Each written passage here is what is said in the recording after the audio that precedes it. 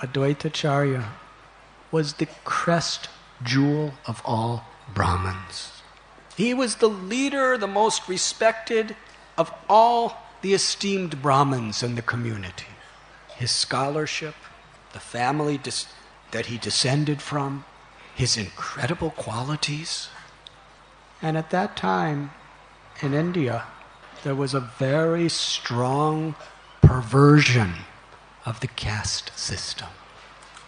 If someone was not born in a respectable caste, they were considered to be of very low character. And if someone was not from any caste, they were considered unseeable and untouchable. And according to the Brahmin misconceptions, there was nothing you could do for such a person. If they serve very nicely the Brahmins from a distance, then there's hope in their next birth. They can be elevated to a higher caste. Advaita Acharya in Shantipur accepted as his dearmost brother and friend Thakur Haridas, who was of an untouchable birth. Before he came to Shantipur, wherever he was being persecuted, criticized, condemned.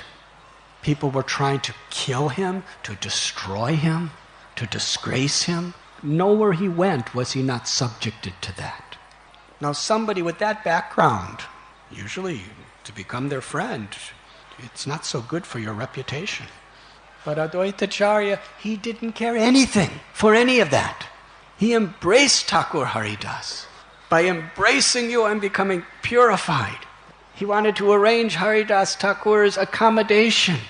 Haridas preferred caves. So Advaita Acharya arranged a cave for him, right on the bank of the Ganga, in Fuliagram, just close to Shantipur. And every day they would come together, and Advaita Acharya would feed Haridas.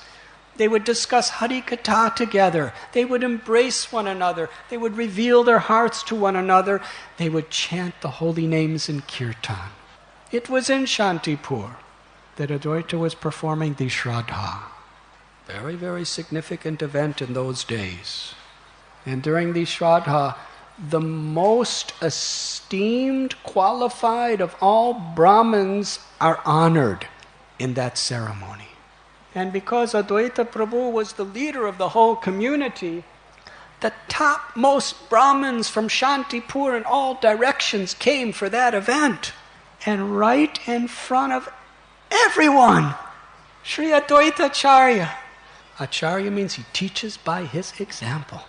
He shocked everyone. He called Haridas Thakur to accept the first and highest honors. This was the culmination, the crescendo of the whole Shraddha ceremony that he was performing, to honor the most qualified person to receive Krishna's blessings. Even Haridas Thakur was shocked that in front of everyone, he's worshipping me. Advaita Acharya saw within this world how Kali Yuga was prevailing, how morality, ethics, and true spiritual principles were degrading rapidly. In previous times, people were pious, and if they did impious things, they kind of kept it a secret. But as Kali Yuga is progressing, it was the fashion. It was the popular, famous, prestigious thing to do, to sin, to be impious. And even in the name of religion, so much hypocrisy, so much misconception.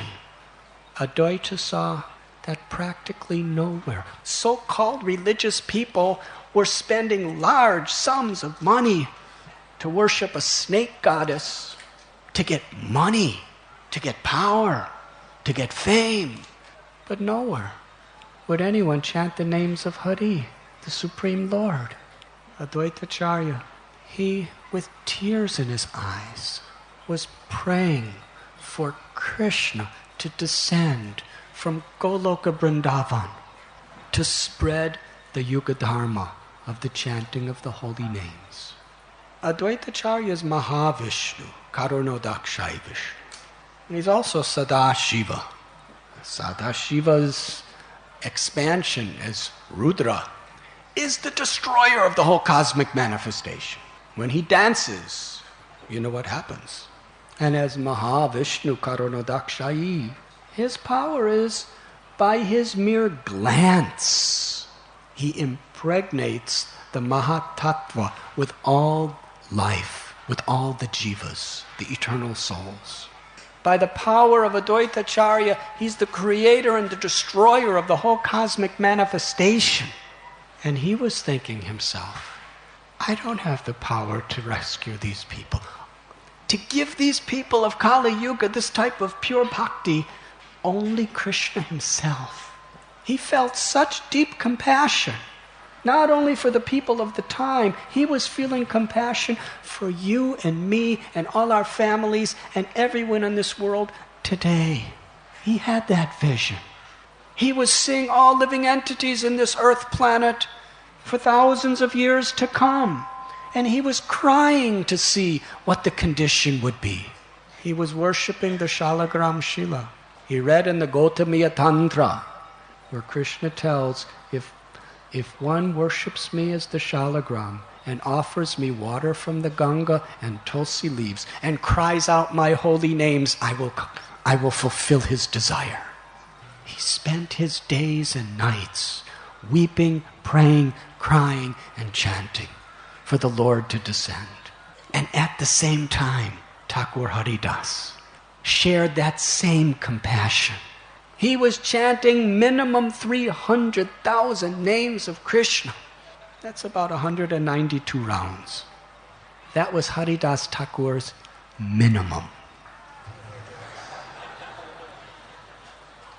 And he wasn't falling asleep.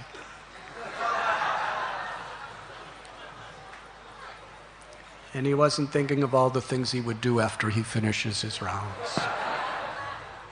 And he wasn't doing it for just the month of Kartik. He had vowed to do this till the day he dies. And he was especially chanting to bring Krishna down from Goloka to manifest the Sankirtan movement in this world. They would meet together and discuss their passions, discuss their prayers, discuss their hearts, how to bring Krishna down. And they would chant together, they would do kirtan together, they would harikatha together, they would do puja to bring Lord Chaitanya to this world. What an incredible lesson. Shri Chaitanya Mahaprabhu, in his very advent, he showed the world an untouchable and a high-class brahman as brothers, intimately, in the principle of bhakti, chanting together. And it was that combination that Shri Chaitanya Mahaprabhu surrendered his heart to come to show compassion to the whole world. This is Shantipur. You were listening to Radhanath Swami on devotionalnectar.com.